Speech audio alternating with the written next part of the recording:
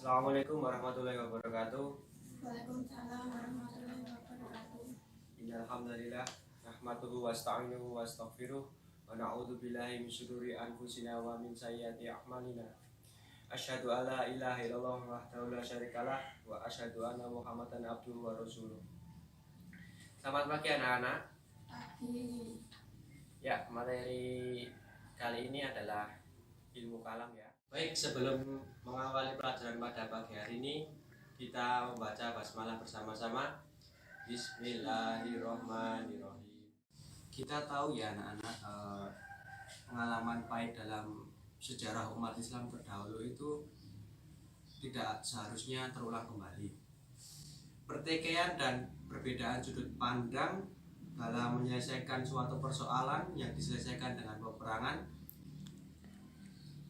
justru menghasilkan luka yang mendalam.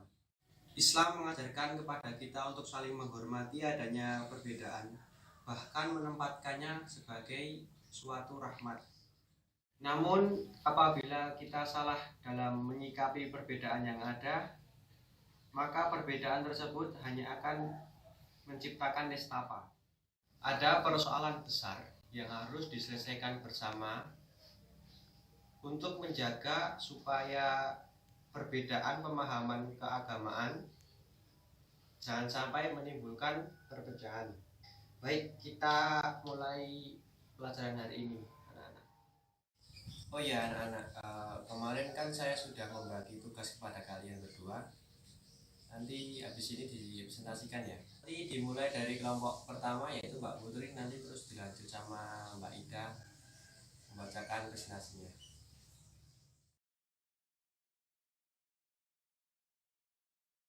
Firqah Khawari merupakan golongan yang keluar dari golongan Ali, menentang golongan Ali dan Muawiyah.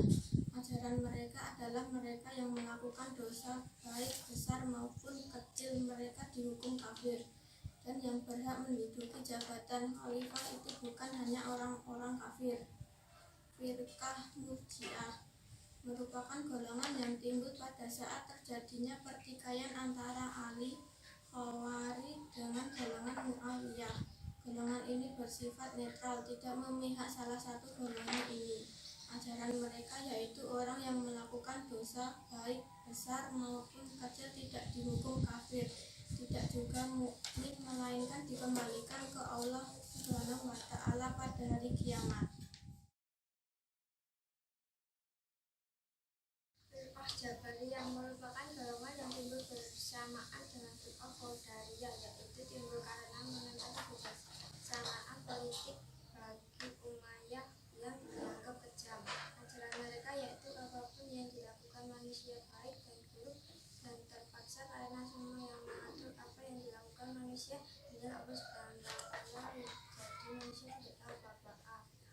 Firqah Qadariyah terkenal golongan ini karena perintangan terhadap kebijaksanaan Bani Umayyah yang sangat kejam. Ajaran mereka yaitu Allah itu adil, maka Allah Subhanahu wa Ta'ala akan menghukum orang-orang yang berbuat jahat dan memberi kebaikan kepada orang-orang yang berbuat baik. Manusia itu bebas menentukan nasibnya sendiri dan memilih perbuatan yang baik ataupun buruk. Jika Allah Subhanahu wa Ta'ala menentukan terlebih dahulu nasib kita, maka Allah itu zalim.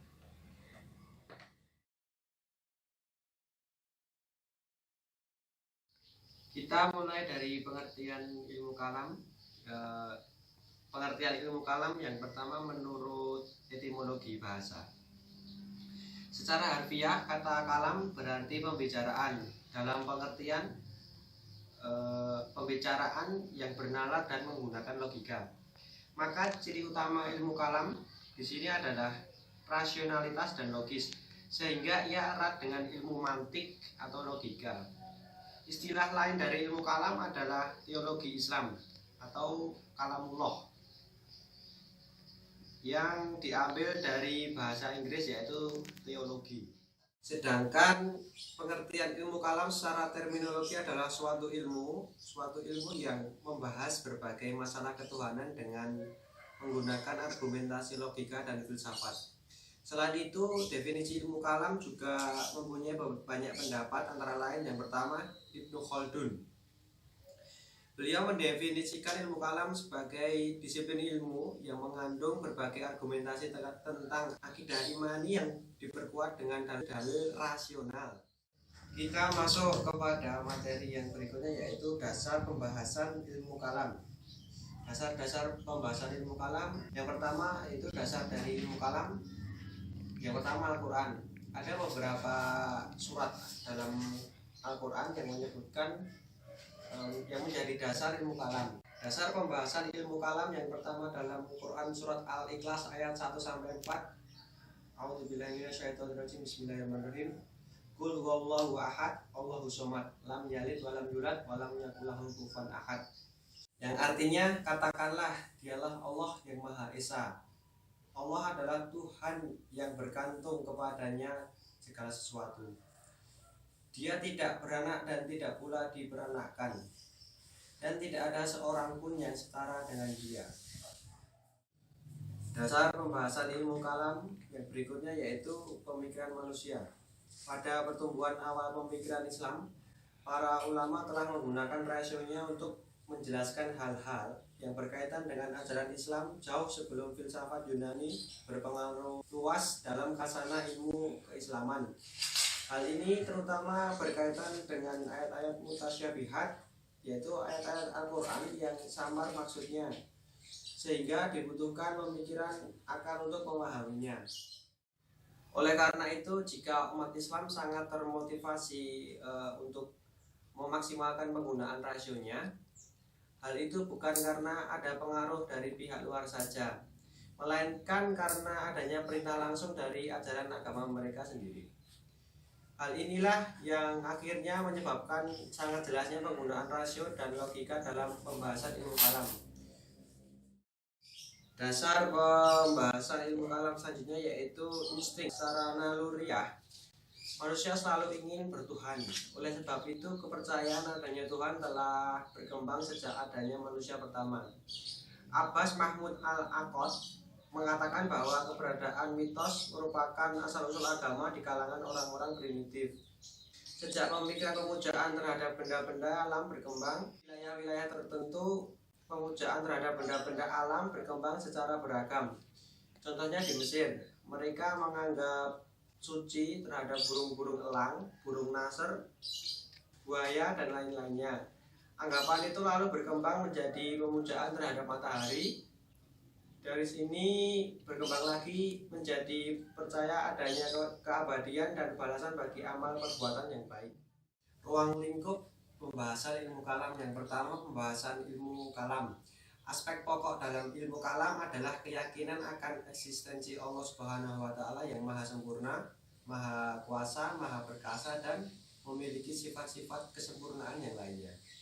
Karena itu pula, ruang lingkup pembahasan dalam ilmu kalam yang pokok adalah yang pertama, hal-hal yang berhubungan dengan Allah Subhanahu wa Ta'ala yang sering disebut dengan mabdo'. Dalam bagian ini termasuk pula pada bagian takdir.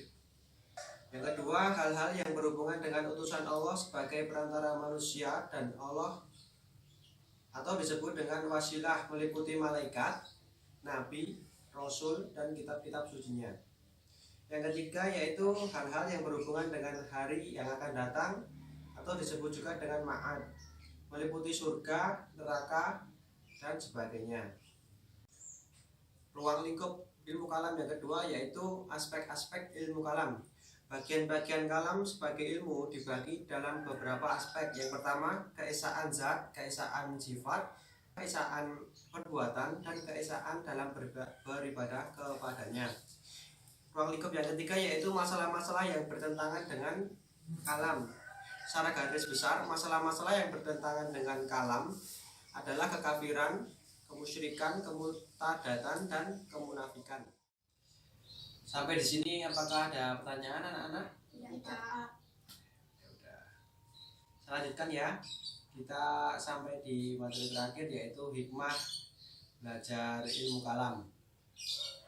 Saya di sini menuliskan 3 poin. Yang pertama yaitu hikmah dari belajar ilmu kalam, yaitu kita sebagai umat Islam mampu menghargai perbedaan yang ada di tengah-tengah masyarakat.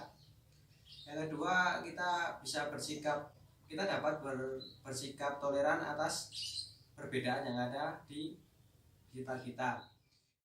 Yang ketiga yaitu ilmu kalam berfungsi sebagai ilmu yang dapat mengokohkan dan menyelamatkan keimanan pada diri seseorang dari kesesatan.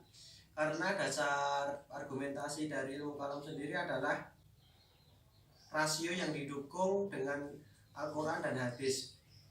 Sekuat apapun kebenaran rasional akan dibatalkan jika memang berlawanan dengan Al-Quran. Sampai di sini paham, anak-anak? Alhamdulillah. Saya rasa materi hari ini cukup sampai di situ ya anak-anak ya. Semoga pelajaran pada pagi hari ini dapat bermanfaat bagi kita semua. Apabila Bapak ada kesalahan kata atau perbuatan, saya pribadi mohon maaf. Assalamualaikum warahmatullahi wabarakatuh. Waalaikumsalam warahmatullahi wabarakatuh.